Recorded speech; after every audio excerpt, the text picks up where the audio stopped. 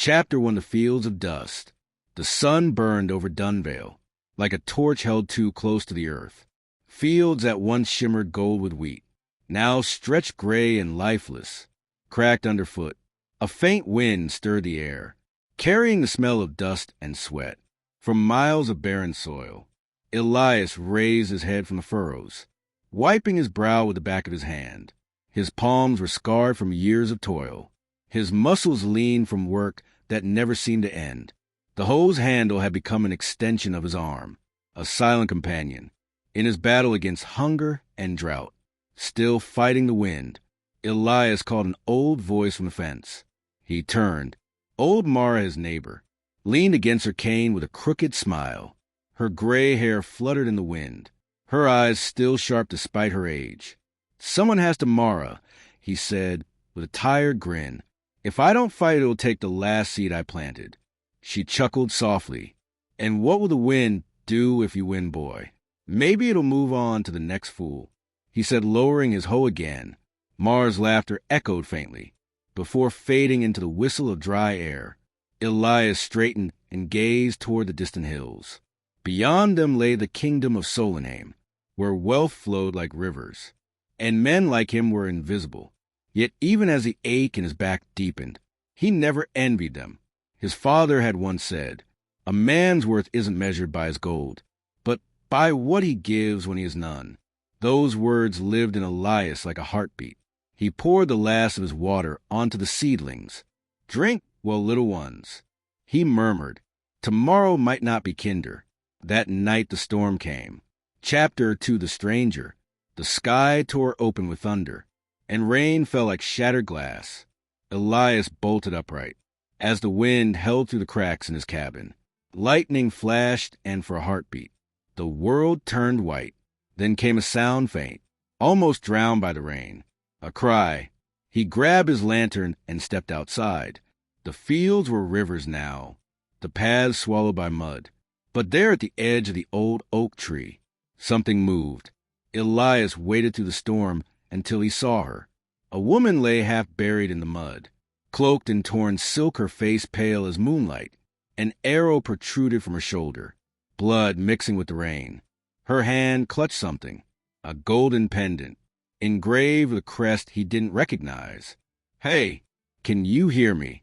Elias shouted, kneeling beside her. Her eyes fluttered open, deep blue, the color of the royal banners. "Please don't let them find me," she whispered before fainting. Without a thought, Elias lifted her into his arms. She was lighter than she looked, fragile as a broken bird. He carried her back to his cabin, his feet sinking into the soaked earth. With every step inside, he laid her by the fire, cutting the arrow's shaft and bandaging the wound. Her cloak was embroidered with patterns he'd only seen on nobles, yet her hands were calloused, strained for someone of wealth. When her fever broke by dawn, she woke to the smell of boiling herbs. "Where am I?" she murmured weakly. "Safe," Elias said softly. "You're safe now." She tried to sit up, but pain stopped her. "You shouldn't have helped me. It's dangerous." "I don't ask names on stormy nights," he replied, "only that people live to see another day." A shadow passed across her eyes. "If only the world were full of men like you." "Farmer," Elias smiled faintly. "The world doesn't need more farmers, just fewer people chasing crowns." She looked at him strangely. Then, as if his words carried a meaning she couldn't ignore. Chapter 3: The Name She Wouldn't Say. The fire crackled softly in the corner of the cabin, throwing shadows across the wooden walls. Rain still whispered outside, but the fury of the storm had faded to a weary drizzle. Elias sat near the hearth, grinding herbs into a bowl, while his guest slept restlessly on the cot. When she stirred, he lifted the cup toward her lips. "Drink this. It'll ease the pain." She obeyed, her eyes never leaving his face, weary, searching as though trying to read. The kind of man who would risk harboring a stranger in times like these. "Why are you helping me?" she asked finally. Elias shrugged. "Because you were dying. That's reason enough for most men to walk away." "Maybe," he said, stirring the fire. "But my mother used to say, if the gods send you someone in need, You don't ask their name, you ask what they need. At that, a flicker of emotion crossed her face, something between sadness and gratitude. You speak of the gods, she murmured. Do you still believe in them? Elias smiled faintly. When you spend your life in a drought, you have to believe someone's listening up there, even if it's only the wind. She turned away, staring at the dancing flames. The wind doesn't listen, farmer. It only carries secrets. He noticed her hands trembling slightly. Her voice too refined for any common traveler. You never told me your name, he said gently, or where you're from. She hesitated too long. Then she said, Aaron. The lie came quickly, smooth as silk. But Elias didn't press.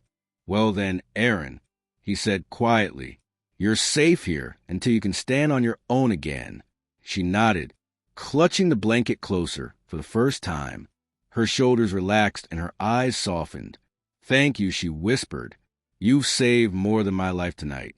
You've saved something I thought I'd lost. Elias tilted his head. What's that? Faith and kindness. Chapter 4, Shadows on the Road. By morning the sky had cleared. Mist hung low over the valley, curling between the trees like smoke from unseen fires. Elias stepped outside to fetch water, but stopped when he saw tracks near the gate, horse prints deep and fresh. He crouched, running his fingers along the damp soil. Soldiers, he muttered. 5, maybe 6 of them inside. Aria froze when she heard him say it. Her eyes darted to the small window. They've come this far already. You know them? Elias asked. She hesitated again, then nodded. If they find me, you'll be punished for hiding me. Then we'll make sure they don't. He grabbed his shovel and covered the tracks, leading to his cabin with loose dirt. Get some rest. No one comes here unless they're lost. But the pounding of hooves soon proved him wrong. Within minutes, soldiers appeared at the edge of his land, armored, mud splattered and grim. The leader, a thick-bearded man with a red crest on his shoulder, raised a hand. You there, farmer. Seen any travelers pass through? Elias leaned casually against his shovel. Not unless you count the wind and the rain. The man sneered. This isn't a jest. A dangerous fugitive. Escaped through this area last night. A woman, dark hair cloaked. Possibly wounded. Elias kept his expression steady. I've seen no one. The captain's eyes narrowed. He dismounted, walking slowly around Elias. Funny, because these prints say someone else has been here. Elias's heart pounded, but his voice stayed calm. That'd be me checking my traps at dawn. The soldiers stared a moment longer, then spat on the ground. You poor fools out here wouldn't know a fugitive if she stole your horse. True, Elias said, meeting his gaze. But I'd know a liar if he stood in my yard. The men laughed uneasily, but their leader only glared. Watch your tongue, farmer. The king's justice doesn't reach this far easily, but when it does, it bites. When they finally rode off, Elias waited until the dust settled before returning. Inside, Aria stood by the window, tears glinting in her eyes. You risked your life. I've done worse for my neighbors, he said simply. Now tell me, who are you really? She looked at him for a long time, torn between trust and fear. Then she whispered, someone who owes you a debt she can never repay. Chapter 5, The Token. That night, while Elias slept, Aria rose quietly. The moonlight spilled across the cabin floor, silver and soft. She approached his table and placed something upon it, the pendant she had carried when he found her. It was gold etched with the insignia of Solenheim, the royal crest of Phoenix rising from a sunburst, a mark no ordinary woman could possess. She looked at him sleeping, his face peaceful, unaware of the danger she brought to his door. Forgive me, she whispered. If I stay, you'll die. But if I leave, perhaps you'll live long enough to forget me. Before dawn, she vanished into the forest. When Elias woke, he found the pendant glinting. In the morning light, he turned it over in his hands. Frowning, this isn't a farmer's trinket, he murmured. Who are you, Aaron? He tucked it into a small wooden box, unaware that would one day save his life and change the fate of a kingdom. Chapter 6, 7 years later. The drought ended and Dunvale began to breathe again. The fields green, the rivers returned, and with them came hope.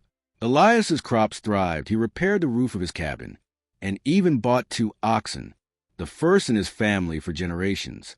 But the world beyond Dunvale had changed. Word spread of the old king's death and a mysterious rebellion in the capital.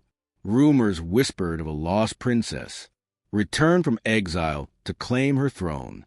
Elias listened to the stories in the village tavern, but never paid them much mind. Royalty had nothing to do with him, or so he believed, until the day the soldiers returned. Chapter 7, The Accusation. It was harvest season when they came. 6 riders cloaked in black and silver, bearing the insignia of the royal treasury. Their leader dismounted with a scroll in hand. Elias of Dunvale, he read aloud, "By order of the royal council, you are hereby arrested for theft against crown." Elias froze, the sickle slipping from his hand. "Theft? I've never left this land in years." The man sneered. "You were seen trading royal gold in the border markets. Witnesses place you there." "That's impossible," Elias protested.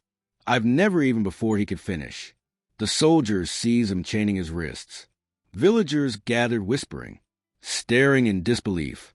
"Don't struggle," one hissed. "You'll have your chance to speak before the queen herself." "The queen?" Elias whispered. "There's a queen now." The soldier nodded. "A new one, young, veiled, and merciless." As they dragged him toward the capital, Elias thought only of the gold pendants, still locked away in his box, the only treasure he had ever possessed, left by a woman whose name wasn't Aaron. Chapter 8, Chains and Silence.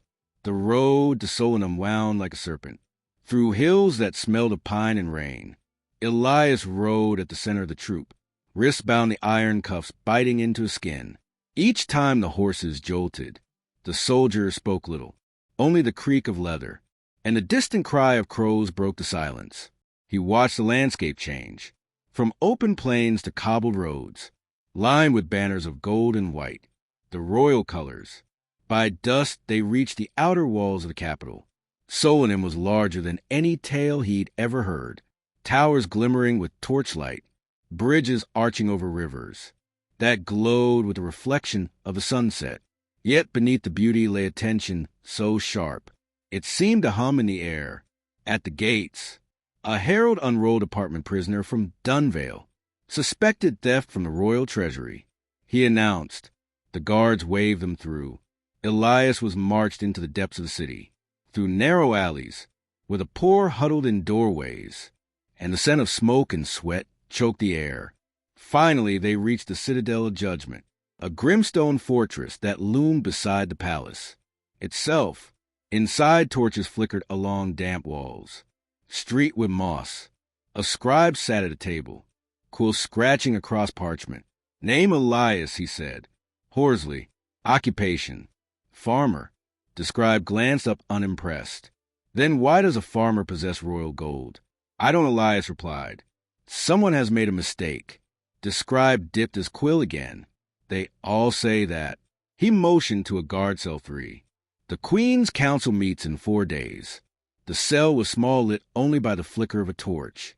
Outside the bars, Elias sat on the cold stone floor, staring at his shackled hands. In his mind, he saw his fields, the neighbors who would wonder where he'd gone, and the wooden box hidden beneath his bed, the one containing the pendant. That had brought him nothing but questions. When sleep finally came, it brought dreams of rain, and a woman's voice whispering through the storm, "Don't let them find me." He woke with a start to the sound of footsteps. Chapter 9, The Masked Interrogator. A tall man in dark robes stood outside the bars holding a lantern. His face was sharp, eyes cold as flint. "Elias of Dunvale."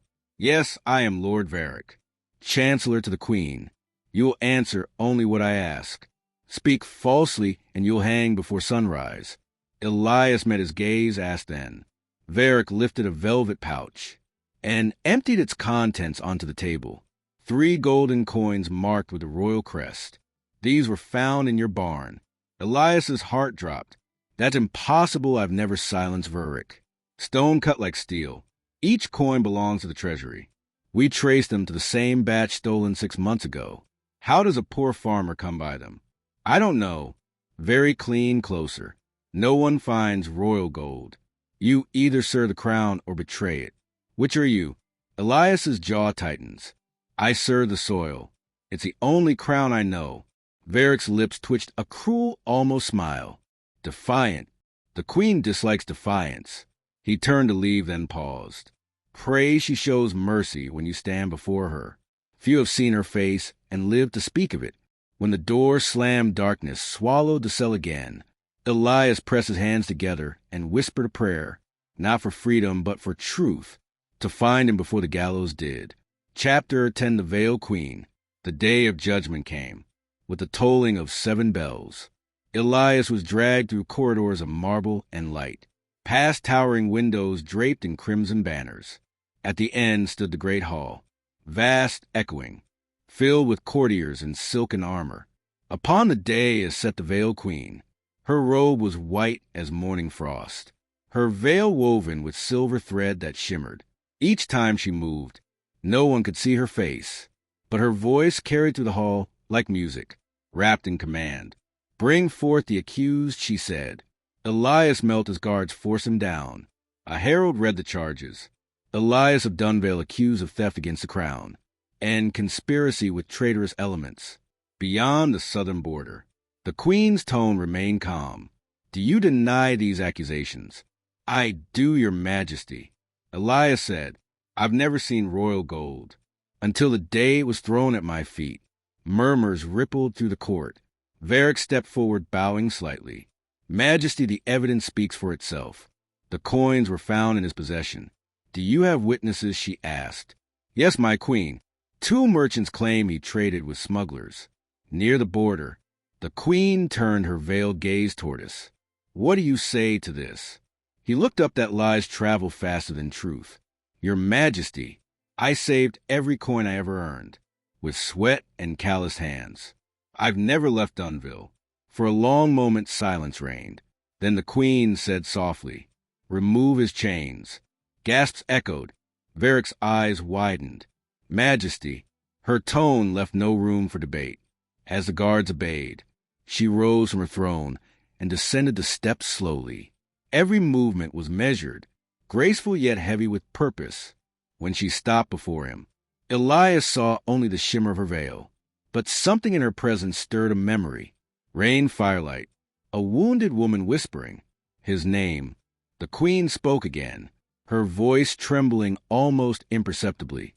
Tell me, farmer, have you ever aided a stranger? He hesitated once. Years ago, a traveler lost in the storm. The court held its breath. And did she tell you her name? She said her name was Aaron. The queen's hand lifted to her veil. I said, remove them. For a heartbeat the hall was utterly still. Then she spoke the words soft but ringing like a bell. That was the name I used when I fled for my life. A collective gasp swept through the chamber as she drew back her veil. The queen's eyes blue as twilight met his. Elias's heart stopped. It was her chapter 11, the debt repaid. The hall erupted into whispers. Courtiers gasped and fell to their knees. Others stared in disbelief at the unveiled queen, whose identity had been shrouded in rumor for years. Varric's face drained of color. Why, your majesty? This man. Silence, Lord Varric. Her voice was no longer soft. It cut through the air like tempered steel. This man once risked his life to save mine, while you plotted in the safety of marble walls. He carried me bleeding through the rain. The queen turned to the guards. Unchain him fully. Elias's wrists were freed, the iron clattering to the marble floor. He rose slowly, his eyes locked on hers, disbelief and recognition colliding in his chest. I never thought he swallowed hard. Aaron, it is a name I can never use. Again she set her gaze, softening. But it belongs to the time I refuse to forget. The murmuring crowd fell silent as she faced them all. Let it be known, she declared, that this man is innocent of all charges. The gold found on his land was placed there by deceit. Varric stammered, Majesty, there is no proof. There is, she interrupted, gesturing to a guard. Bring forward the sealed coffer. From the southern border investigation, a chest was brought forth, its lock broken. Inside lay bags of gold stamped with the same crest, and a scroll, bearing Varric's own signature of authorization. Gasps rippled through the hole. The queen's voice was steady. You thought my exile left me blind. You thought my crown could be bought with silence. But I remember every face that hunted me. Varric fell to his knees. Mercy, your majesty. She stepped closer. Mercy was what I begged for. When your soldiers raised their blades against me. Did you grant it? Then he lowered his head, trembling. Elias watched in stunned silence as she turned away, her voice echoing across the chamber. Lord Varric, for treason against the crown, and for condemning an innocent man, you are stripped of title, and sent to the northern mines. May the stones you break remind you of the lives you crushed. Guards seized him immediately. When the hall emptied, only the queen and Elias remained. The quiet between them felt heavier than all the words spoken that day. I repaid a debt of justice, she said finally, but I owe another still. You owe me nothing, Majesty. Elias replied, I didn't help you to be repaid. Her lips curved faintly, a smile tinged with Sarah. And that is why I can never forget you. She stepped closer, lowering her voice. When I left that night, I feared you would be killed because of me. Every dawn since I prayed that you lived. When news came of your arrest, her voice faltered. I knew fate was giving me one last chance. To stand for you as you once stood for me. Elias bowed his head. Then fate has a strange sense of mercy. Perhaps she whispered, or perhaps it only tests those it wishes to raise. The hall doors opened again, and the steward approached nervously. Your Majesty, the council awaits. The realm looks to you for judgment on the southern war. She nodded regal once more. I will attend. Turning back to Elias, she said softly, wait for me in the east garden after the evening bell. There is more I wish to say, away from the eyes of those who listen too closely. Elias hesitated, then nodded. I will. As she left, her veil brushed his arm, a whisper of silk, a promise unspoken. Chapter 12. The garden at dusk. The palace gardens were unlike anything Elias had imagined. Terraces of marble fountains shaped like wind lions, and flowers that glowed faintly under the setting sun. He walked slowly among them, the scent of jasmine and rain filling the air. He fell out of place, bare hands, worn clothes and a face weathered by toil, among courtiers who glittered like jewels. Yet none of that mattered when she appeared. The queen came without her crown, her veil replaced by a simple hood. For a moment she looked not like a ruler, but like the woman he had once nursed back from death. You came, she said softly. I said I would. They stood in silence, the only sound, the trickle of water from a nearby fountain. I don't belong here, Elias said finally. The court will never see me as anything but dirt under their boots. Then they see wrongly, she replied. The crown rests heavier on the head. That forgets the ground it stands upon. He smiled faintly. You've changed. So have you. She looked at his hands, scarred. Strong when I was in hiding. I envy the peace of people like you. I thought, if I ever regain my throne, I'd build a world where no man had to beg the sky for rain. But power has its own droughts. Elias said nothing. She stepped closer. I can give you land wealth, even title, but none of it would be equal to what you gave me. Freedom to live. He shook his head. I don't want your riches, then what would you want? Elias of Dunvale. He hesitated, meeting her eyes, only to see that kindness survives your reign. The queen's breath caught, because it was the answer she had longed for and feared to hear. You will, she said, but not from afar. What do you mean I want you to stay in Solenheim? She said, voice low, not as a prisoner, not as a subject, but as the voice of the people, who raised me from the mud. Be my advisor, my conscience when the crown grows too heavy. Elias stared at her stunned majesty. You saved the woman I was. She interrupted gently. Now help me save the queen. I must become. Chapter 13. Whispers beneath the moonlight. The moon was a pale silver coin, hung high over the valley, its reflection trembling on the surface of the river that bordered Aaron's farm. The air was soft that night, gentle, almost forgiving, carrying the scent of wet earth, and the faint whisper of crickets. hiding among the grass. Aaron sat by the old wooden fence he built years ago, his elbows resting on his knees, staring at the dim, light glowing through the cottage window. Inside, his mother was asleep, her breathing calm at last after days of worry. The accusations of gossip and the whispers of theft had quieted for a time, but they still lingered in his chest, like smoke that refused to clear. He took a slow breath and exhaled. Why now, he murmured to himself. Why after all these years? He remembered her, the stranger he had pulled from the river, the girl whose eyes had held storms and secrets, the one who vanished with the dawn, leaving him with nothing but the memory of her trembling hands, and the faint imprint of a silver crest burned into his mind. He thought he had dreamed her, but lately that dream had begun to feel more real than the world around him. Then he heard it, a faint sound from the trees. A twig snapping. Aaron's head lifted sharply. His hand instinctively went to the wooden staff by his side. Who's there? For a moment there was only silence.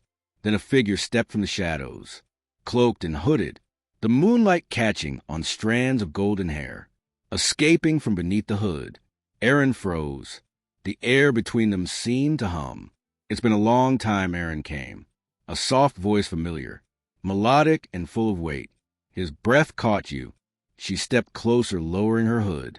The moonlight revealed her face, older now, sharper in its grace, but unmistakably the same. Her eyes still held that fierce gentleness. He could never forget. I didn't mean to startle you, she said quietly, but I couldn't stay away any longer. He rose slowly, disbelief and emotion warring in his expression. I thought I'd imagined you that night by the river. It feels like a lifetime ago. It was, she said, her eyes softening, and yet I never forgot the man who saved me when I was helpless. Aaron's voice trembled. Who are you really? She hesitated, as if the night itself were listening. Then she took a deep breath and met his gaze. My name is Princess Aria of Solenheim. The world seemed to still. The crickets fell silent, the river hushed. Aaron stared at her, unable to speak. Princess. The word echoed through him like thunder. I should have told you the truth long ago, Elias continued, but I was forbidden to reveal myself that night. I was escaping an ambush. My guards were slain. I would have died in that river if not for you. Aaron's mind raced. Princess, he whispered again, almost disbelieving. And now why are you here? She stepped closer, her eyes gleaming in the moonlight. Because you are in danger, Aaron. I've heard of the charges against you: theft, treason, lies, whispered into the court's ear. I came because the man you saved is about to be destroyed for a crime he didn't commit. Aaron swallowed hard. You came all this way to help me. Elias nodded. I owe you my life, and now I will repay that debt. There was silence between them for a long moment. The moonlight wrapped around them like a silken thread, binding unspoken eternal. Finally, Aaron whispered, if they find out who you are. They won't, she said quickly. Not until the time is right. Tomorrow I'll go to the magistrate. I'll speak in court myself if I must. Aaron's breath shook. You'd risk that for me. Elias looked at him, her expression fierce and tender all at once. You risked your life for a stranger. It's time I do the same. She took a step closer, enough that he could see the small scar near her temple, the same one he remembered from that night. His heart pounded in his chest. Thank you, he whispered. She smiled faintly. Don't thank me yet.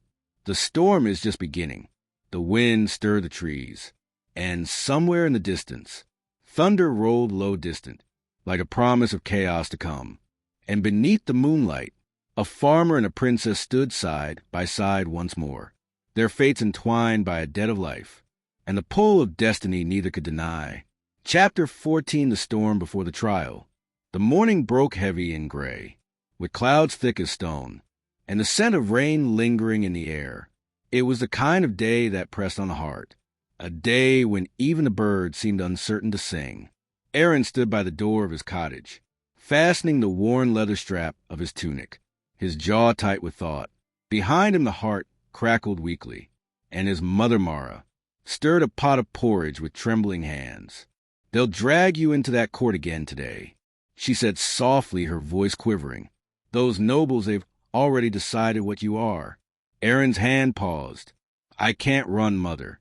If I flee, I'll only prove them right. I have to face it." Mara sighed, her eyes glistening. "You're your father's son. Always thinking the truth alone will save you." Before he could respond, a gentle knock came at the door. Aaron turned. When he opened it, a gust of wind swept through the room, carrying with it the faintest scent of lilac in river water. Princess Aria stood there, cloaked once more in commoner's garb, her hair braided and hidden beneath the hood. Despite her disguise, she carried herself with quiet authority, the kind that could silence a crowd with a glance. "May I come in?" she asked. Mara frowned slightly, her mother's intuition sharp. "Who's this?" Aaron hesitated. "A friend," he said carefully. "One who means to help." Aria bowed her head respectfully. "Good morning, ma'am. Forgive the intrusion. I only wish to speak with your son a moment." Mara's gaze lingered on her a second, longer than necessary, then she nodded slowly. "Be quick about it. The guards have been prowling near the river since dawn." She retreated toward the back room, though her eyes never quite left Alara's face. When she was gone, Alara lowered her hood. The dim light of the cottage fell on her features, noble and serene, yet weighted by resolve. "I spoke with Captain Darren at the outpost," she said in a low tone. "He confirmed what I feared. The council intends to make an example of you." Aaron's Brufford an example. "Yes." She met his gaze. "They claim the stolen jewels were found near your barn. They'll say you traded them to smugglers on the western road. And the Lord presiding, Lord Ranthor, he's no friend of commoners. If this goes to trial without intervention, they'll sentence you before noon." Aaron swallowed, his hands tightening into fists. "But I didn't." "I know," Alara cut in, her tone firm but gentle, "and I intend to prove it. But I can't reveal who I truly am until the last moment. If the court learns a princess has intervened, without royal sanction, it could start a political storm we can't control." He studied her face, searching for something to cling to amid the chaos. "Then what will you do?" Her eyes flickered with determination. "I'll attend the trial in disguise. I've already sent word to someone who owes me a favor, a scholar who keeps the royal archives. He'll bring proof that the jewels belong to the royal treasury and were stolen months before your name was ever mentioned." Aaron stared at her. "You've planned all this. I've had years to think about how to repay my debt to you," she said quietly, "and I won't let them destroy an innocent man." While I stand silent, for a moment neither spoke. The fire crackled softly between them, and rain began to patter against the roof. Gentle, hesitant drops that mirrored the tension in the air. Finally, Aaron said, "Why risk so much for me? I was just a farmer who happened to be there that night." Valera's lips curved into a faint, sorrowful smile. "That night, I was no princess. I was just a terrified girl drowning in darkness. And you were the only soul who reached out, without asking for anything in return. That kind of kindness is rare in this world, Aaron. It deserves to be remembered and protected." He looked at her, and something unspoken passed between them, a fragile thread woven of gratitude, fear, and something deeper neither dared to name. Alara drew her hood again and turned toward the door. "The trial begins at midday. Walk through the eastern gate. I'll meet you there before they call your name." Aaron nodded slowly. "If they find out who you are before then." "They won't," she interrupted softly. "But even if they do, then let them. Some debts are worth the risk." She stepped out into the rain, vanishing down the muddy road like a whisper, swallowed by the storm. Aaron stood, watching her go until she disappeared beyond the bend, his heart heavy and alive all at once. Then he exhaled, grabbed his worn coat, and followed the road, toward a fate he could no longer avoid. Above him, thunder rolled again, louder this time, as though the heavens themselves were warning. The truth was about to be tested. Chapter 15, The Trial of the Farmer. The town square of Thalenwood buzzed like a hornet's nest. As midday neared, the trial of Aaron the farmer had drawn a crowd. Merchants with wagons paused to watch. Peasants whispered behind their hands, and guards in polished armor stood at every corner, keeping order with hard eyes and heavy spears. At the center of it all loomed the stone courthouse of gray, ancient structure draped in the banners of the crown. The air smelled of rain-soaked earth and tension. Aaron walked through the eastern gate, his boots sinking slightly into the mud. The chain at his wrist wasn't tight, but it was enough to remind him that he stood at the edge of ruin. The murmurs of the crowd rose as he passed. There he is, the thief who stole from the royal vaults. They say he sold the jewels to smugglers near the docks. His father was dead, or two. No surprise the son turned out the same. Aaron kept his head high and his pace steady. He would not bow to lies. 2 guards led him up the courthouse steps, through the heavy doors, and into the echoing chamber within. The room smelled faintly of parchment and dust. Rows of onlookers filled the benches at the far end. Behind a massive oak table sat Lord Ranthor, a thick-bodied man with a trim beard and a face that never smiled. His crimson robe shimmered faintly under the light of the tall glass windows. Beside him sat the royal scribe, quill poised, and 3 advisors with expressions sharp as daggers. Aaron's gaze swept the crowd near the back. Cloaked and hooded stood a familiar figure, Alara. Even in disguise, he recognized her. Her chin was slightly raised, her eyes calm, but he could sense the fire beneath her stillness. The bailiff struck the floor with his staff. The trial of Aaron of Brookvale shall begin. Lord Ranthor's voice rumbled through the chamber. Aaron, son of Darrell, you stand accused of theft against the crown, of selling royal jewels to smugglers, and of obstructing investigation. What do you plead? Aaron lifted his chin. Not guilty, my lord. The court murmured. Not guilty. Renner's brows rose. And yet the jewels were found buried beside your barn. They were planted there, Aaron replied evenly. I never saw them before that morning. Ranthor smirked faintly. How convenient. Perhaps the earth itself conspired to hide them there. Laughter rippled through the crowd. Valera's hands clenched beneath her cloak. Silence, the bailiff barked. Ranthor leaned forward. You've been known to trade goods with travelers. From the western road, yes. I sell grain and tools, not jewels. Aaron said firmly. Ask anyone in the market. Ah, but markets are full of liars. Ranthor said smoothly. Tell me, do you deny being near the river outpost 2 weeks ago? Aaron frowned. I deliver flour to the soldiers there every month. It's no secret. And yet, Ranthor said, lifting a parchment from the table, the guard's report states that you were seen speaking with a known smuggler, one Karan of Dust Bay. A murmur rose again. Aaron's jaw tightened. Karan stopped me to ask directions. That's all. Ranthor waved his hand dismissively. So you say, but it seems your word stands alone. Then he turned his head toward the audience. Unless, of course, there is someone here. Who would speak for this man's innocence? The room went still. Aaron's pulse quickened. He looked toward Alara. For a heartbeat their eyes met. Then she lowered her hood and stepped forward. Gasps filled the air. Ranthor's brow furrowed. Who are you? Alara bowed gracefully. My name is Elon of Rivermarch, she said, using the alias she'd chosen. I am a merchant's daughter and a witness to truth. The crowd leaned in. And what truth would that be? Ranthor asked, voice dripping with skepticism. I was near the farmer's land, the night before the jewels were found. Elias said clearly, I saw 2 men burying something by his barn. One of them wore the crest of the royal guard. A wave of whispers rolled through the chamber, like wind through leaves. Ranthor's eyes narrowed. That is a dangerous claim, girl. Do you have proof? Valera met his gaze evenly. Only my word and the truth that will be revealed. When your men dig near the eastern fence, beneath the old oak, you'll find a piece of armor there. The same crest I saw that night. Ranthor leaned back slowly. Bold words, but easily disproven. He turned to his guards. Send a runner. Now a soldier hurried out of the hall. Aaron's heart pounded. He wanted to speak, to ask how she'd known. but he forced himself to stay silent. Every word from her was a blade in his defense. He dared not dull it. Ranthor tapped his fingers on the table.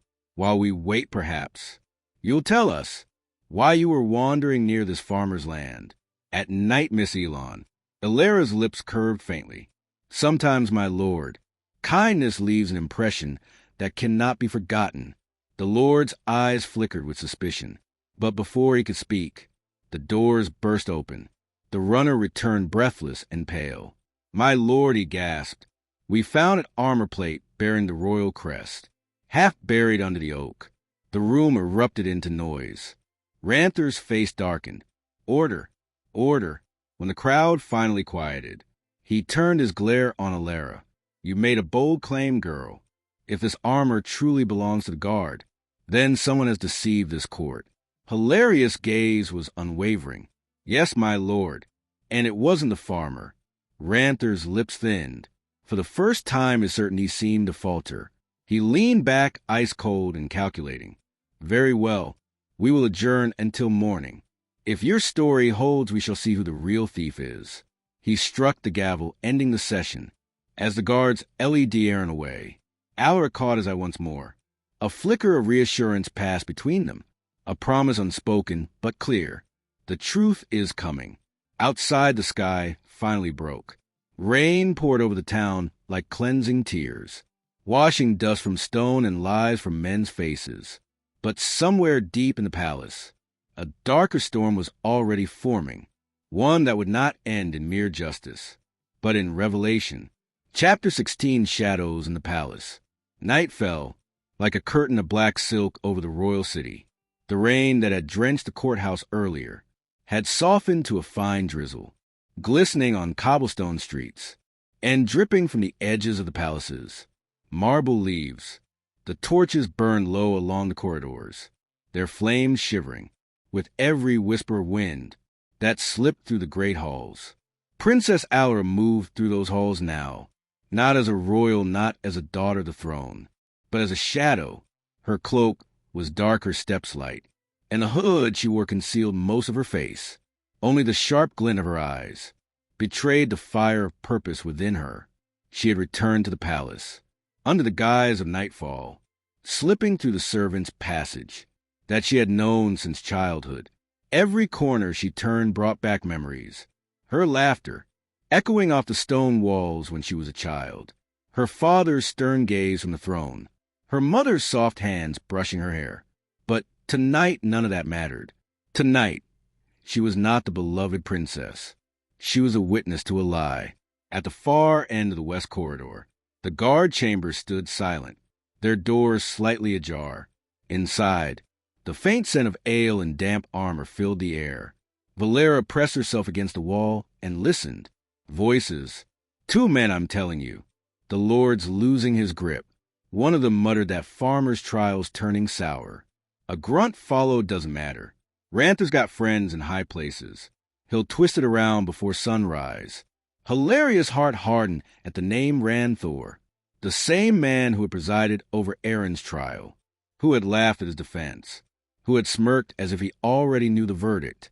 Before the first word was spoken, she waited until the voices drifted toward the far end of the hall, then slipped inside. The chamber was small but cluttered, armor on racks, weapons stacked in corners, and a desk piled high with scrolls and ledgers. Her fingers brushed over parchment, scanning until she found it. Vault shipment missing items report. She unrolled it quickly. The words leapt out at her. 2 chests of royal jewels, missing from transport near Dust Bay. Suspect unknown. Investigation assigned to Captain Heron and Overseer, Lord Ranthor. Her pulse quickened. She turned the page. Beneath the captain's signature was a smaller note, written in Ranthor's hand. Recovered from Brookvale. Evidence placed for discovery. She froze. The meaning was unmistakable. Ranthor hadn't just presided over the case. He had framed Aaron. Footsteps sounded in the corridor. She rolled the scroll tightly and slipped it beneath her cloak. Just as the door opened, "Who's there?" barked a voice. Alara turned swiftly. A tall guard stepped inside, his lantern lifting, and his eyes widened as he recognized her. "Your Highness." "Quiet," she hissed. "You saw no one." He hesitated, torn between duty and fear. "But if Lord Rand," Thor finds Lord Rand. Thor's the reason an innocent man stands accused. She snapped, her voice cutting like steel. "If you value your oath to the crown, you'll help me expose him." The guard swallowed, his eyes darting to the door. What do you need, Princess?" Her tone softened. "A horse and a rider. I can trust to deliver this to Captain Darren at the outpost before dawn." She held out the scroll. "No one else must see it." He nodded shakily. "Yes, Your Highness." Go now. When he was gone, Alara leaned against the desk, her pulse still racing. For a moment she allowed herself to breathe. "It's almost over," she told herself. "Aaron will be cleared. The truth will see daylight." But even as she thought it, a cold voice spoke from the shadows behind her, searching through the king's records. "Are we?" Valera spun around. Lord Ranthor stepped into the lantern's glow, his red robes glistening faintly, his expression carved from arrogance and malice. 2 guards flanked him, their hands resting on the hilts of their swords. Her blood went cold. "My lord," she said evenly, forcing calm into her voice, "you should not be here at this hour." He smiled thinly. "On the contrary, Princess, I could say the same to you." Her jaw tightened. "You framed that man. You planted evidence to cover your theft."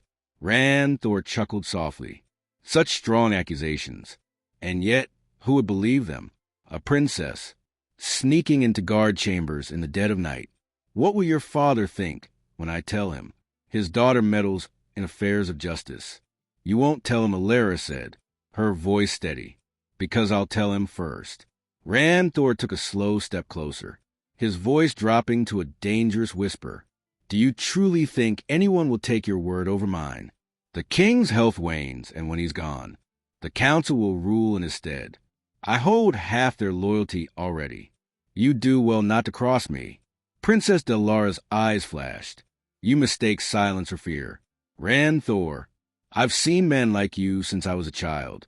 Power-hungry, cruel, and convinced that truth can be buried, but it always finds a way to rise." Thor's smile vanished.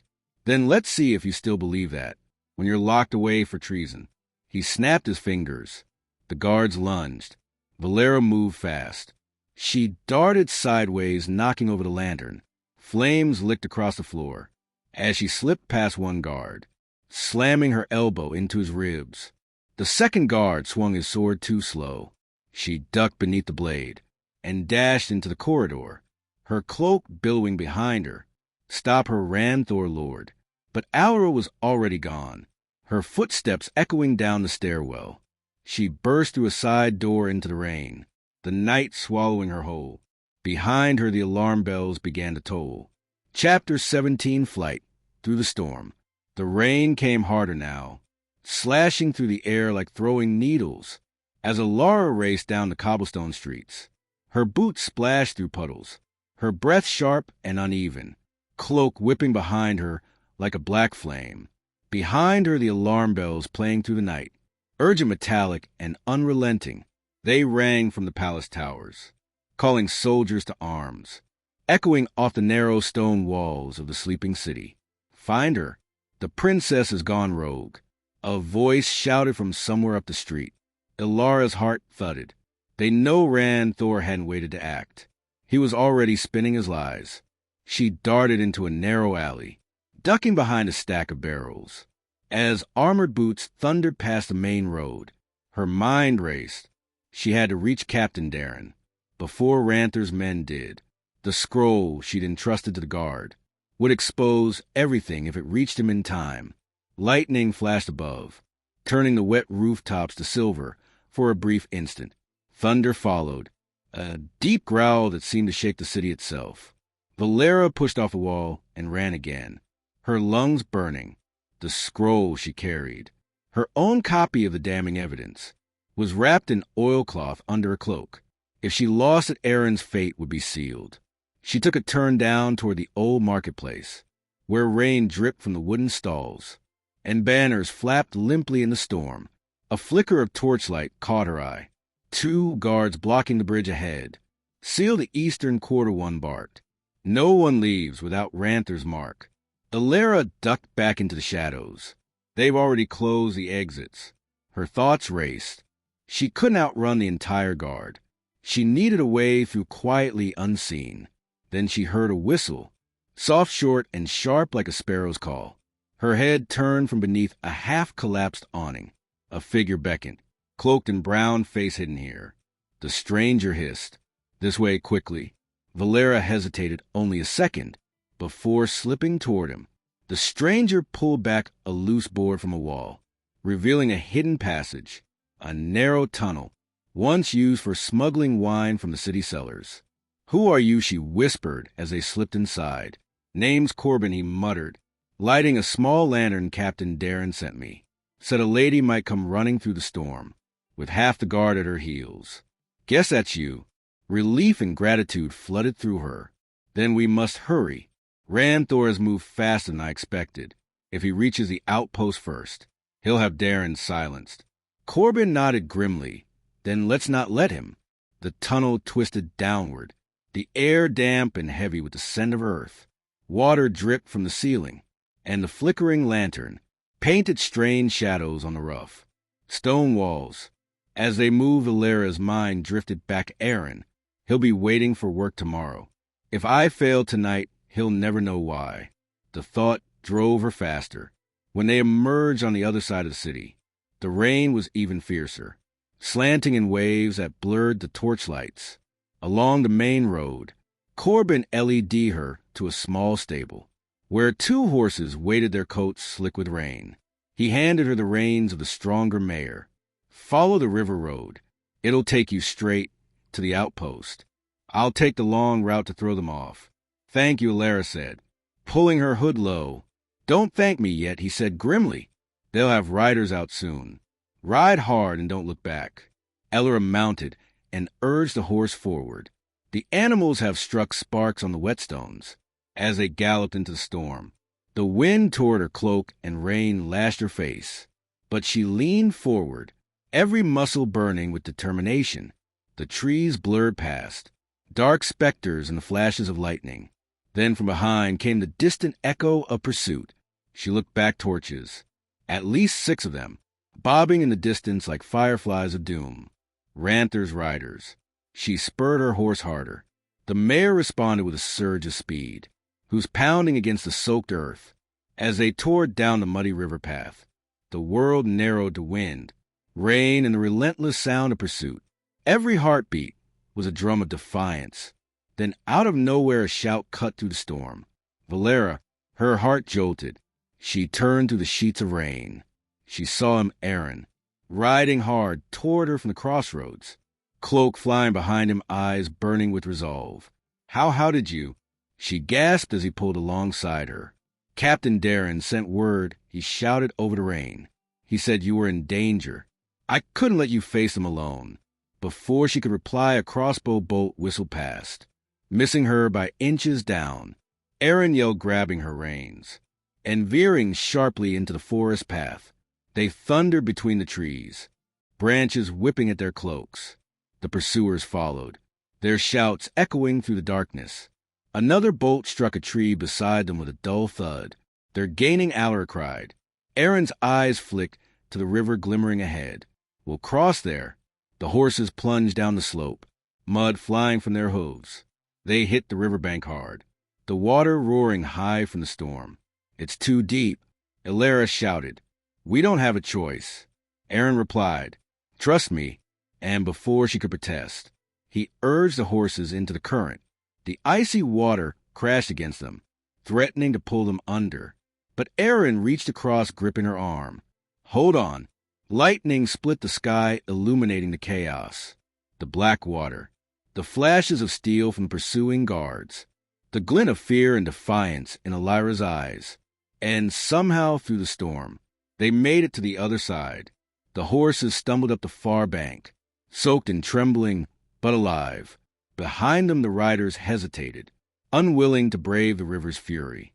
Valera slumped forward, gasping, water streaming from her hair. Aaron turned to her, his hands still gripping hers. You're safe now." For a long moment neither spoke. The storm held around them. But in that brief space of silence, something deeper stirred, a connection that words couldn't hold. Then Aura whispered, "Not yet. Not until Ranthor falls." Aaron nodded. "Then we ride for the outpost together." And under the lightning street sky, they spurred their horses onward, two souls bound by fate, racing through the storm, toward the truth that could change both their lives forever. Chapter 18, The Captain's Oath. The storm had quieted by dawn, but its memory still lingered in the heavy mist that clung to the trees and the slick cobblestones. The forest around the old mill was wrapped in silence, the kind that came after violence, when even the birds dared not sing. Aaron sat by the dying embers of their small fire, his wrists still raw, from where the manacles had bitten into his skin. Elias slept fitfully nearby, wrapped in a cloak Captain Darren had given her. Her head rested against a bundle of hay, her breathing uneven. She looked nothing like a princess now, only a weary woman, caught in the wake of betrayal and truth. Captain Darren stood a few paces away, his armor smeared with mud and blood, his sword resting against a tree trunk. He stared into the gray horizon, his jaw set, his eyes shadowed with guilt. When Aaron rose quietly to tend the fire, Darren finally spoke. "You should hate me." Aaron glanced at him. "I've had time to think about it." Darren gave a grim, humorless smile. "And I hate what you did," Aaron said plainly. "But I don't think you did it out of cruelty." The captain nodded slowly. "No. Out of duty, or what I thought was duty." He exhaled a shaky breath that seemed to carry years of regret. "The Crown ordered your arrest. The evidence was placed too neatly. The jewels by your barn the witnesses coached. I saw it, but I ignored it, because I believed loyalty meant obedience." He turned toward Aaron, his expression raw. "Then I saw her, the princess, stand in that courtroom for you. I saw the fear in her eyes, when she realized the crown she serves had become her enemy. And I knew then, loyalty without truth is just cowardice and armor." Aaron studied him, hearing the confession for what it was. A man trying to reclaim his honor after losing it. "You still have a chance to make it right." Darren nodded. "I intend to." He stepped closer, kneeling down to the firelight. "The council's already declared you an enemy of the realm. By nightfall, bounty riders will sweep the outer villages. They'll find this place soon enough. So we run again?" Aaron asked. "Not this time." Darren's gaze hardened. "There's a passage through the marshlands that leads directly beneath the palace. It was built decades ago for escape during the War of the 9 Houses. Hardly anyone alive remembers it except me." Alara stared at the sound of their voices, her eyes open, hazy with exhaustion but alert. "The marshland," she murmured. "That path leads into the old catacombs. Dangerous terrain, the ground shifts with the tide." Darren inclined his head. "It's the only way to reach the inner. Keep unseen. You want justice, princess. True justice. Then we take the truth to the throne itself." Belara pushed herself up slowly, her hair falling loose around her face. "My father will not believe words alone. He'll need proof of the theft, the corruption, everything. And you'll have it," Darren said, standing tall. "I swore an elf when I took the captain's blade, to defend the royal bloodline, even from those who poison it from within. I failed once. I won't again." The sincerity in his voice still there. For a long moment no one spoke. Then Aaron said quietly, "You could be executed for treason just for saying that." Darren met his gaze. "Then so be it. I'd rather die for the truth than live serving a lie." A silence settled between them, heavy but alive with new resolve. Valera's expression softened. "Captain Darren," she said softly, "if we're to take this risk, I must ask something of you.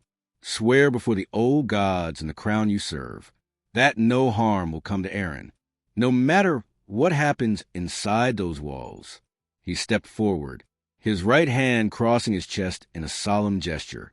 "I swear it by my blade and my blood. I will protect the farmer who saved the heir of Alberia, even if it costs me my life." The fire crackled as if sealing the oath. Elara nodded, her eyes glistening faintly. "Then we leave at nightfall." As the morning mist began to lift, the three of them, a disgraced captain, a hunted princess, and a wrong farmer, began to prepare for the perilous journey back to the palace. Far to the east, a church bell tolled faintly through the fog, the sound of a kingdom, unaware that its greatest trial had only just begun. Chapter 19, The Marsh of Echoes. The sun dipped low behind a veil of violet clouds. As the three travelers began their march toward the marshlands, the air grew colder with every step, thick with the scent of moss and stagnant water. The ground beneath their boots softened into mud, sucking at their feet, as though the earth itself sought to claim them. A mist rolled in from the west, ghostly and unbroken, shrouding the reeds and the old willows in a silver haze. Aaron could barely see 5 paces ahead. The chirping of crickets was replaced by the slow croak of frogs, and the whisper of unseen things moving beneath the water's surface. Captain Darren led the way, his sword drawn not for battle, but to test the ground before him. Step where I step, he warned quietly. The marsh has a mind of its own. One wrong path and it'll swallow you whole. Alara followed closely behind, her cloak trailing through the wet earth. Despite her exhaustion, there was a fire in her eyes, the same fire that had kept her alive when the world thought her lost. Aaron brought up the rear, carrying a lantern that flickered uncertainly, casting their shadows long across the mist. They moved in silence for nearly an hour, the sounds of civilization fading completely. The marsh felt endless and eerie, labyrinth of half-submerged trees, tangled roots and pools that mirrored the darkening sky. Finally, Darren stopped beside a cluster of standing stones. Worn smooth by centuries of rain and moss here, he said, "This is the edge of the old passage." Aaron frowned. "I don't see any passage." Darren knelt, scraping away the thick layer of muck between 2 stones. Beneath it, faint carvings glimmered in the lantern light, symbols of the royal crest entwined with ancient runes. He pressed one of the stones in a specific pattern. With a deep rumbling sound, the earth beneath them shifted. A circular section of ground slid aside, revealing a narrow stairway descending into blackness. The smell of damp stone and decay rose up from below. Ilara drew closer, her voice low. "This tunnel, it's older than the crown itself." Darren nodded. "Built by the first kings, back when Alberia was just a fortress among warring tribes.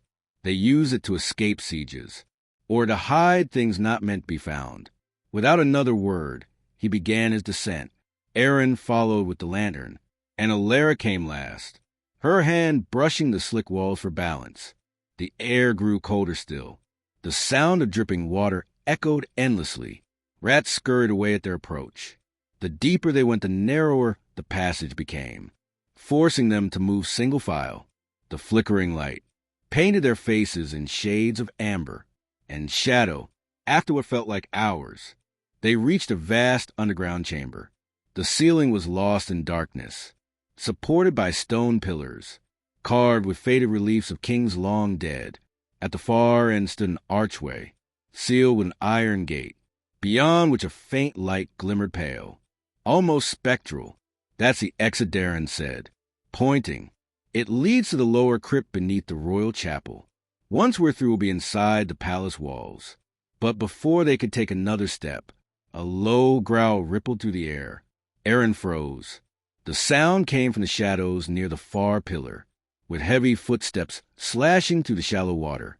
Darren raised his sword. "Stay behind me." Something moved, a shape large and twisted, its eyes glinting like embers in the lantern light. It was no animal Aaron had ever seen. Perhaps once a man long ago, but warped by years of isolation and madness. Its skin was pale and stretched thin over bone. Its hair hung in long dripping strands. The Lara gasped softly. "What is that?" One of the old guardians, Darren, said grimly. "They say when the first kings sealed this place, they left behind soldiers who never left their posts, not even in death." The creature lunged with a guttural snarl. Darren met head on, steel flashing. As their clash echoed through the chamber, Aaron rushed forward, instinctively grabbing a fallen spear from the ground. The lantern wobbled, spilling trembling light over the scene. The guardian swung with unnatural strength, knocking Darren backward into the wall. The captain coughed blood, but pushed himself up again, his oath burning in his eyes. "Go," he shouted. "Get her through the gate." Elias hesitated, torn. "Not without you do as I say, princess." He roared, blocking another strike. Aaron grabbed Elias' arm.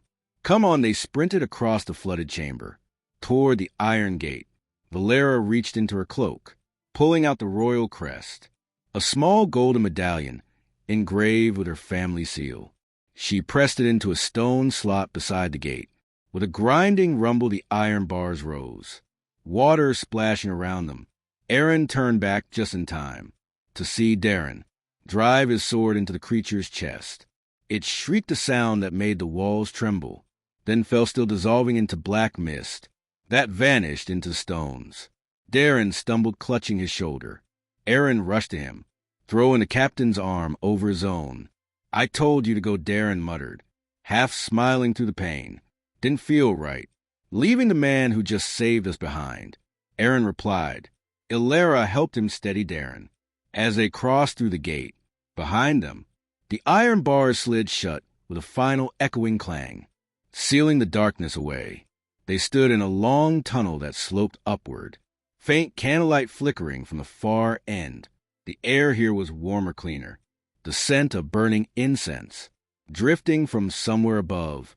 Valera looked back one last time, her expression somber that place. It felt like the ghosts were watching. "They were," Darren said softly, "and now they know who walks their path." Together they began the slow ascent toward the light, toward the palace that awaited them, and the reckoning that would change the kingdom forever.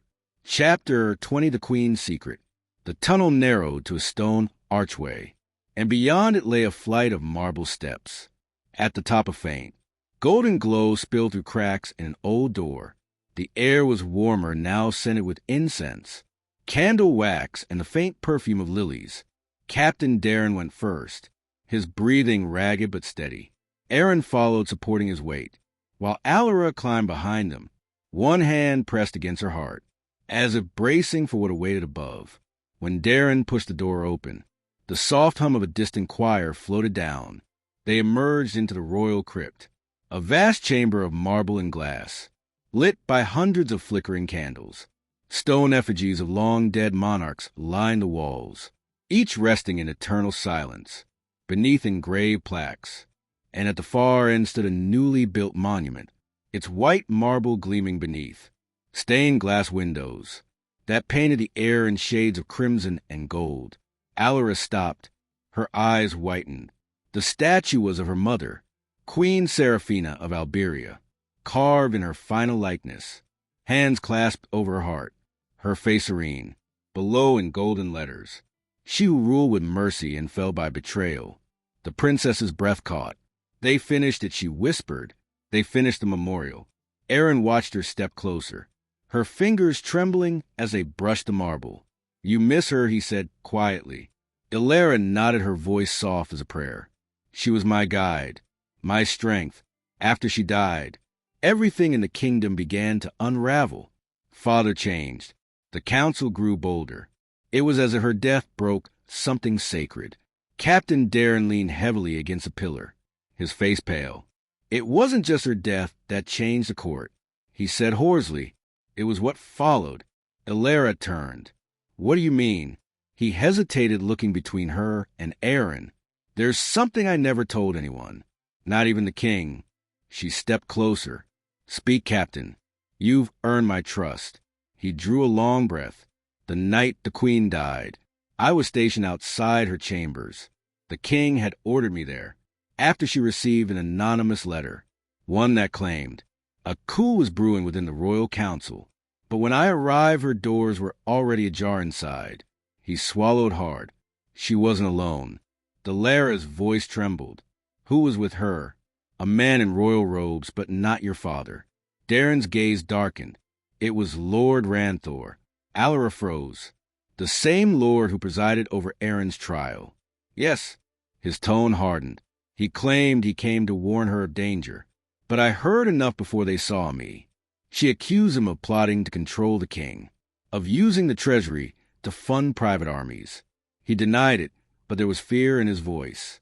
I left to summon the guards, and when I returned, she was dead, Elias whispered, her lips pale.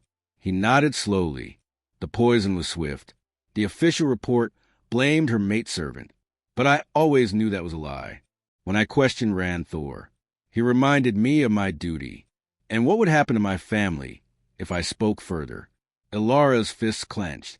He killed her, and father, he must have believed the lies. Aaron spoke quietly. That's why Ranthor wanted you silenced. You were getting close to uncovering his old crime. Tears welled in her eyes, but they did not fall. He used my mother's death to seize power, and to turn the cord into his weapon. Darren lowered his head. Your mother suspected as much. She left behind something, Princess. Something she meant only for you. Valera blinked. What do you mean? He nodded toward the statue. When they built this crypt, the stonecutters whispered that one of the effigies hit a sealed compartment. Your mother's last wish was for her legacy, to protect the crown. When the truth became too heavy to bear, without hesitation, Elias knelt before the marble effigy. She ran her hands along the base, until her fingers caught the faint outline of a scene. Pressing gently, a small stone panel shifted inward with a click. Inside was a small, ornate box carved of ebony. Bound in silver it's lit, engraved with the royal crest, entwined with a single lily. Aaron helped her lift it out. It was cold to the touch, but thrummed faintly with the weight of years. Elias opened it. Inside lay a parchment, sealed with the queen's personal sigil, and beneath it, a delicate pendant in the shape of a crescent moon. She unfolded the parchment slowly. The ink had faded, but her mother's handwriting was unmistakable. My dearest Elias, if you are reading this then, those I feared have finally turned their shadows upon the throne. You must remember truth is not loyalty, and loyalty is not always truth. Seek the farmer's heart, for through kindness, untainted by rank or gold, the kingdom shall be made whole again. And beware the man with the serpent's tongue, who sits beside your father. He will wear the crown's favor, until the day you expose his lies. Trust your heart, my daughter, and you will save us all. Valera's breath trembled as she read. She knew she whispered. She knew even then. Aaron's gaze softened. She believed in you, and somehow she knew we'd meet. Darren bowed his head. Now we know what must be done. Elias folded the letter and placed it close to her heart. Yes, we end this. Her eyes blazed like fire reflected in gold. At dawn we go to the throne room. My father will hear the truth, and Lord Ranthor will face justice for what he's done. Outside the bells began to toll. The midnight hour. Each note echoed through the marble halls, like the heartbeat of a kingdom, on the edge of reckoning. The queen's secret was no longer buried, and the dawn would not come quietly. Chapter 21. The Throne of Lies.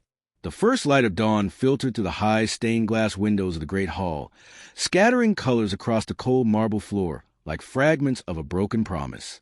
The palace was awake, humming with uneasy energy. Guards lined the corridors. Courtiers whispered behind gilded fans. Something unseen had shifted in the air, a tension too sharp to ignore. At the end of the hall, the throne of Elberia rose from a dais of white stone. Upon it sat King Alden, his face carved in weariness. His once golden hair had turned silver at the temples, and the years of grief and manipulation had carved shadows beneath his eyes. To his right stood Lord Ranthor, dressed in his ceremonial robe of crimson and gold, his expression calm but predatory. When the doors opened, all conversation ceased. Elias entered first. She was no longer disguised in peasant's clothes. She wore the royal blue of her house, her mother's pendant resting against her heart, her posture regal yet resolute. The court gasped softly. The lost princess, returned from exile and shadow, was alive. Behind her came Captain Darren, his sword at his hip, his uniform stained and torn but his bearing unbroken. And at his side walked Aaron, still in his plain farmer's attire, his gaze steady despite the 100 noble eyes watching him with disdain. The guards moved intercept, But the king lifted a trembling hand. "Stand down." His voice echoed through the hall. "Let her approach." Elias stopped at the foot of the dais and bowed slightly. "Your Majesty." "Father." King Alden's face softened for an instant, pain flickering in his eyes. "Elias, is it truly you?" "Yes," she said, "and I bring truth with me, truth buried beneath lies that have corroded this throne for far too long." A murmur rippled through the crowd. Lord Ranther's smile did not falter. "Your Majesty," he said smoothly, "she has been gone for years. We cannot be certain she speaks with reason. The trauma of exile can cloud even a royal mind." Elias turned her gaze on him, sharp as glass.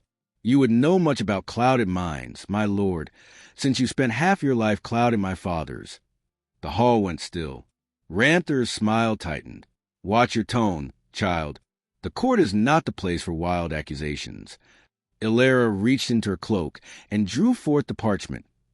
The letter from her mother. "Then let this be more than accusation." She held it high. "This was written by Queen Seraphina before her death.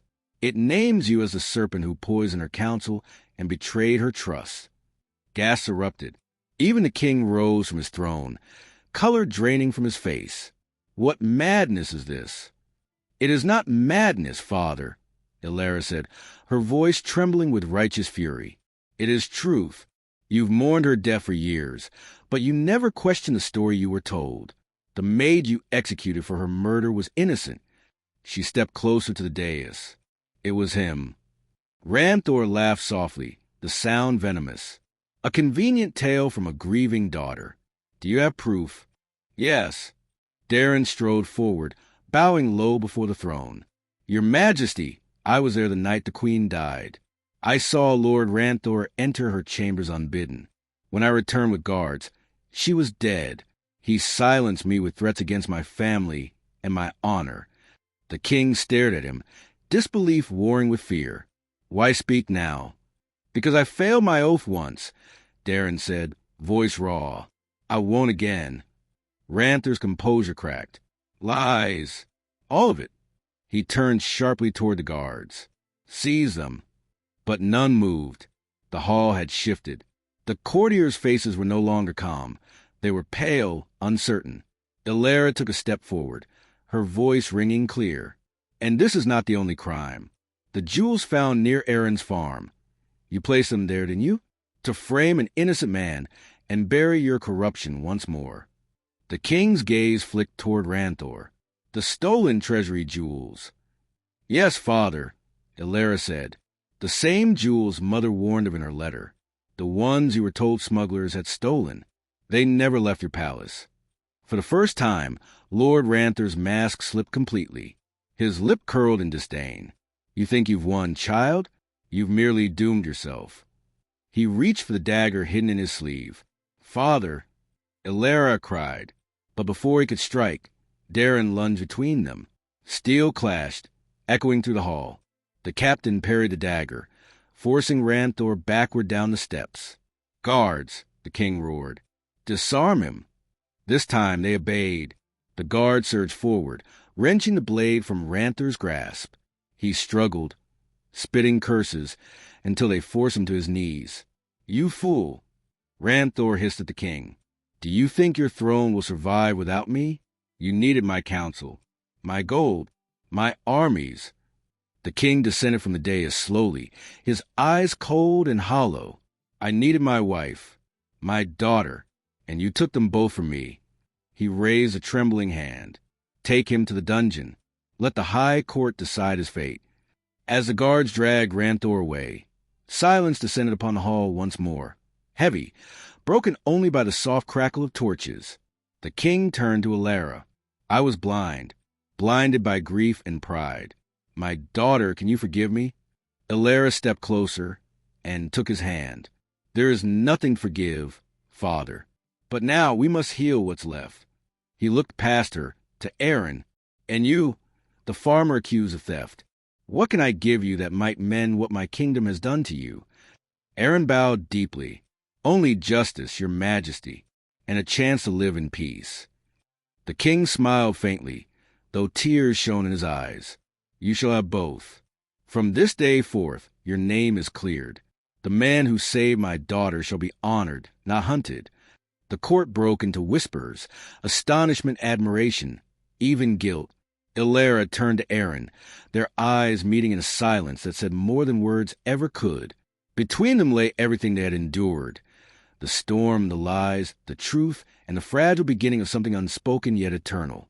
And though the throne still stood bathed in morning light, the real restoration had already begun, not in marble or gold, but in the courage of those who dare to tell the truth. Chapter 22, A Kingdom Reborn. The dawn over Solenheim was unlike any other. The first rays of sunlight bathed the marble spires of the palace in gold and crimson, setting them ablaze with new life. The scent of wet earth filled the air, a sweet reminder that the storms of deceit had passed, leaving only renewal in their wake. The bells of the great cathedral tolled in steady rhythm, not in mourning this time, but in celebration. Elias stood on the balcony overlooking the capital, his rough farmer's hands folded before him. He wore simple clothes still, though now trimmed with modest sash of royal blue, the queen's color. Behind him, the hall bustled with courtiers and nobles, voices rising in cheerful chatter as preparations were made for the coronation festival. It was strange, he thought, how life could twist upon a single act of mercy. Years ago, he'd been nothing, a man with soil under his nails and little more than dreams to guide him. Now, by fate's hand, he stood as the kingdom's most trusted advisor, the man who had once been accused of theft now honored as the savior of Solenheim's queen. A familiar voice stirred him from his thoughts. You still prefer the sunrise to the throne room, don't you? He turned. Queen Aria stood in the doorway, her gown of silver and white shimmering softly in the morning light. A thin circlet of gold crowned her head, not heavy or ornate like her predecessors, but elegant, humble, and pure. Her eyes met his with the same warmth they had shared on that stormy night so long ago. I suppose old habits die hard, Elias said with a gentle smile. The land still feels more honest than marble halls. Aria stepped beside him, her gaze drifting over the awakening city. That's why I need you here, she said quietly. You remind me what honesty feels like. The words lingered in the cool air between them. She leaned against the railing, her fingers brushing his hand ever so slightly. Do you ever wonder, she said, what might have happened if I had never fled that night? If you hadn't found me? Elias looked down at the bustling streets, where banners bearing her sigil fluttered proudly. You would still be queen, he said, and I would still be a farmer, waiting for rain. She turned to him then, her expression soft but unyielding. No, she said, without you, I would never have become the queen I was meant to be. A hush fell between them as the royal herald entered the balcony, bowing low. Your Majesty, the council awaits your word. The people are gathered for your decree. Aria nodded, her regal composure returning. She looked to Elias. Will you stand beside me? He hesitated. I am no noble, Aria. The council. They will follow the example I set, she interrupted, her tone firm. And I say a crown means nothing without the hearts of those who bear no title. And so they walked together to the palace halls, past tapestries of kings long gone, toward the grand balcony that overlooked the vast assembly below. When the queen appeared, a wave of cheers rolled through the square like thunder. Aria raised her hand, and silence fell. My people, she began, her voice strong yet tender. Our kingdom has known shadows, born not of our enemies, but of our own fear and pride. Yet even in those darkest nights, Solenheim did not fall. Why? Because courage lived in the hearts of ordinary men and women, farmers, healers, guards, and mothers, whose kindness never faltered. Her gaze flicked to Elias briefly, a spark of emotion flashing in her eyes. Let this day mark not only the dawn of a new reign, she continued, but the rebirth of our kingdom, where justice belongs to all, not just to those born of power. The crowd erupted in thunderous applause. Petals rained from the balconies, filling the air with color. Elias felt a quiet pride bloom within him. For once, the weight he carried, the years of struggle, the humiliation, the false accusations, seemed to lift like mist from the fields after rain. As the ceremony ended, he turned to leave the platform, but Aria caught his hand. Elias, she said softly, I once promised to repay my debt to you, but perhaps it was never debt at all. Perhaps it was destiny. He smiled, bowing his head slightly. Then may our destinies walk side by side, my queen. Her fingers lingered in his for a heartbeat before she released him, her smile luminous as the dawn itself. And as the bells rang again across Solenheim, clear, triumphant, and free, the story that had begun with a storm and a stranger found its peace in the light of a kingdom reborn.